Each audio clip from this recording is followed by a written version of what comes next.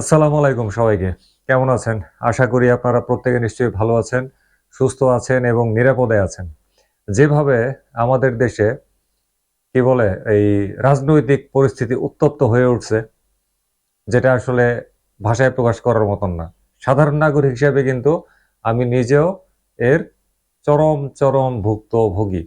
তো চলেন এরকম ভুক্তভোগী হওয়ার মধ্য দিয়ে আরেকটা ভুক্তভোগী হওয়ার কথাবার্তা শুরু করতে যাচ্ছি।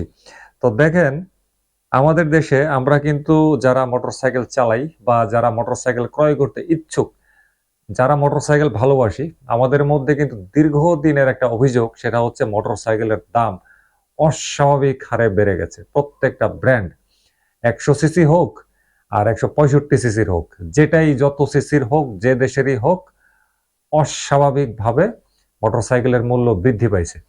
আর এই মোটরসাইকেলের মূল্য এই অস্বাভাবিক হারে বৃদ্ধি পাওয়া নিয়ে দৈনিক প্রথম আলোতে সুন্দর একটা সংবাদ প্রকাশিত হয়েছে। এই সংবাদের কথাবার্তাগুলা অনেকটাই আমার সাথে মিলে যায়।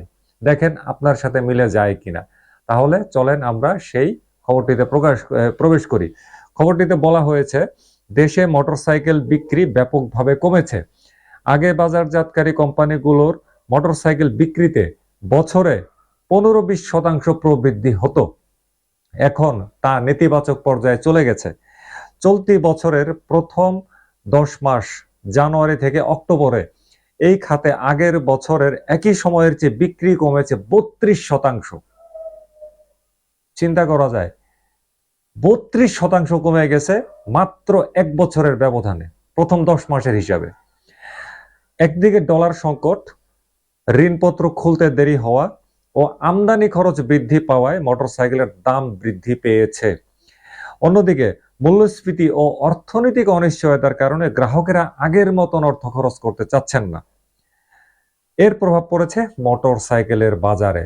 খুবই দারুণ একটা লাইন পড়ছে কিন্তু, এই যে মূল্যস্ফীতি ও অর্থনৈতিক অনিশ্চয়তা, মূল্যস্ফীতি, এই মূল্যস্ফীতিটা কিন্তু একেবারে পুরা আমাদের নাগরিক জীবনে, বিশেষ করে আমরা যারা শহরে থাকি, ভাড়া বাসায় থাকি, তাদের ঘাড়ের মধ্যে পুরা মানে শয়তানের মতন পুরা খামচায় ধরছে আর কি, সে ছুটতে যাচ্ছে না। কারণ আমাদেরকে তো প্রতিনিয়ত জীবন সংগ্রামের জন্য শুধু যে মোটরসাইকেলের চিন্তাই করতে হয় তা তো আর না, কেনাকাটা করতে হয়, হাট বাজার, কাঁচা বাজার, তাই না? নিত্য প্রয়োজনীয় কত কিছু আছে। এই মূল্যস্ফীতির কারণে অন্য সবকিছুর দাম কিন্তু পুরো হাই হয়ে গেছে। তো ওই সমস্ত খরচ মিটমাট কইরা তারপরে মোটরসাইকেলে আইসা দেখা যায় যে আমার বাজেটে আর কুলাচ্ছে না, মানুষজন ছিটকে পড়তেছে।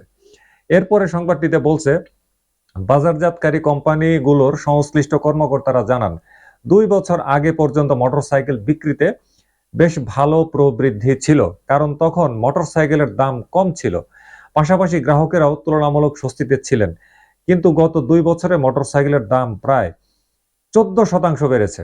এর মধ্যে চলতি বছরে দাম বেড়েছে ৮-৯%। অর্থাৎ যে মোটরসাইকেলের দাম ২ বছর আগে ২,৩০,০০০ টাকা ছিল, সেটি এখন ২,৩০,০০০ টাকার মতন। আচ্ছা, অবস্থা খারাপ হয়ে যাচ্ছে খবর পড়ে। বিক্রি কমেছে ৩২%। আচ্ছা, কিভাবে কমছে? খাত সংশ্লিষ্টদের সাথে কথা বলে জানা গেছে চলতি বছরের জানুয়ারি থেকে অক্টোবর এই ১০ মাসে দেশে মোট ৩,৪৯,৮৯২টি মোটরসাইকেল বিক্রি হয়েছে। ২০২২ সালে একই সময়ে বিক্রি হয়েছিল ৫,১৬,২৮৫টি মোটরসাইকেল। অর্থাৎ এক বছরে মোটরসাইকেল বিক্রি কমেছে ৩২%। চারটিখানি কথা না, কিন্তু এক বছরে ৩২% মোটরসাইকেলের বিক্রি কমে গেছে। উফ! তারপরে আবার বলছে সংবাদে যে এটি কোনো বাজার জরিপ নয়, এই খাতের কোম্পানিগুলো তাদের বিক্রির তথ্য একত্র করে এই হিসাব জানিয়েছে। আর জরিপ লাগবে না। কোম্পানিগুলো যেহেতু বিক্রির তথ্য একত্রিত করে জানাইছে, তার মানে এটা একদম শতভাগ সঠিক। শতভাগ বাদ দিলাম, অন্তত পক্ষে এটা খুবই গ্রহণযোগ্য একটা তথ্য উপস্থাপন করা হয়েছে। এরপরে সংবাদে বলছে দেশের সব কয়টি মোটরসাইকেল ব্র্যান্ডেরই আগের তুলনায় বিক্রি কমেছে। এর মধ্যে অধিকাংশ ব্র্যান্ডের বিক্রি ৪০-৬০% মতো কমেছে। অধিকাংশ ব্র্যান্ডের বিক্রি ৪০-৬০% কমেছে। মারাত্মক একটা অ্যালার্মিং পর্যায়ে কিন্তু চলে গেছে মোটরসাইকেল বিক্রির অবস্থা। আচ্ছা, এছাড়া ভারত ও চীনের বিভিন্ন ব্র্যান্ডের মোটরসাইকেল বিক্রিও 57% পর্যন্ত কমেছে। চিন্তা করা যায় মোটরসাইকেল বিক্রির বাজার কোথায় চলে গেছে। দেশে কয়েক মাস ধরে মূল্যস্ফীতি 10%-এর কাছাকাছি রয়েছে। সর্বশেষ অক্টোবরে সার্বিক মূল্যস্ফীতি ছিল 9.93%। পাশাপাশি নির্বাচন ও সার্বিক অর্থনৈতিক অনিশ্চয়তার কারণে ভোক্তারা তাদের খরচে কাটছাট করেছেন। কথা কিন্তু খুবই সত্য। মানুষ কিন্তু এখন বেশি টাকা দামের জিনিস, বিশেষ করে মধ্যবিত্ত পর্যায়ে যারা আছে বা যারা উঠতি বড়লোক আছেন, তারা কিন্তু বড় বড় দামি জিনিস ক্রয় করতে গেলে এই মুহূর্তে প্রচন্ড রকমের হিসাব করতেছে। কারণ ওই যে মূল্যস্ফীতি, আমাকে তো অন্য জিনিসপত্র ক্রয় করতে হচ্ছে জীবন ধারণের জন্য, তাই না? আচ্ছা, তারপরে 1.5 বছর ধরে দেশের ডলারের দাম বাড়ছে। গত বছর মে মাসে দেশের ডলারের বাজার ছিল 86 টাকা। এই ডলার এখন 112 টাকায় কিনতে হচ্ছে। ব্যবসায়ীরা জানান সংকট থাকায় আরো বেশি দামে ডলার কিনতে হচ্ছে তাদের। দেখা যাচ্ছে শুধু ডলারের দাম বৃদ্ধির কারণেই আমদানি খরচ 30% বৃদ্ধি পাইছে। আমদানি খরচ শুধুমাত্র এই ডলারের কারণে 30% বেড়ে গেছে।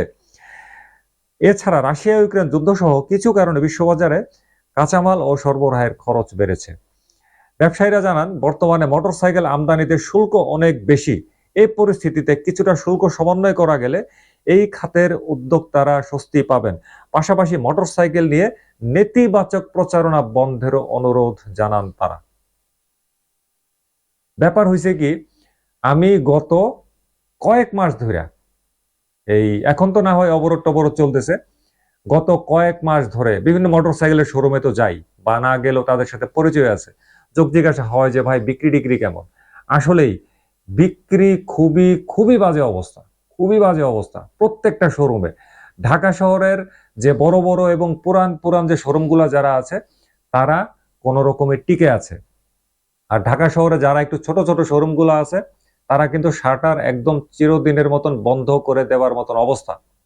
ঢাকার বাইরে যদি যান অবস্থা কিন্তু আরো ভয়াবহ, কারণ ঢাকা হচ্ছে সেন্টার, সেন্টারেই যদি এরকম অবস্থা হয় তাহলে ঢাকার বাইরে অবস্থা যে আরো কতটা বেগতিক হইতে পারে সেটা কিন্তু সহজেই অনুমান করা যায়। বাংলাদেশে সমস্ত ব্র্যান্ডের মোটরসাইকেলই কিন্তু খুব খুব জনপ্রিয় না। কোনো ব্র্যান্ড খুব বেশি জনপ্রিয়, কোনোটা মধ্যম সারির, কোনোটা নিম্ন সারির। এখন নিম্ন সারির যে ব্র্যান্ডগুলো আছে বাংলাদেশে দীর্ঘদিন ধরে ব্যবসা করতেছে, তাদের তো বিক্রি বলতে গেলে একেবারেই নাই। তাহলে কিভাবে তারা ব্যবসা বাণিজ্য করে, দোকান ভাড়া দিয়ে, স্টাফ স্যালারি দিয়ে, আনুষঙ্গিক খরচ বহন করে, বিনিয়োগ করে সে টিকে আছে? বিষয়টা কিন্তু সত্যি অনেক ভয়াবহ এবং খুবই খুবই উদ্বেগজনক।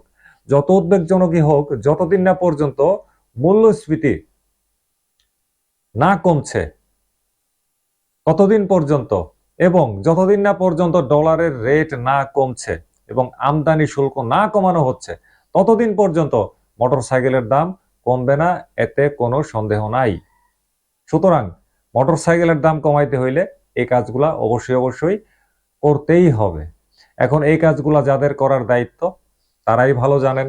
আর আমাদের দেশে তো আসলে সরকারিভাবে বা বেসরকারিভাবে অনেক মাথা গজায় গেছে, যারা মোটরসাইকেল নাম শুনলেই তাদের গায়ের মধ্যে একটা জ্বালাপোড়া শুরু হয়।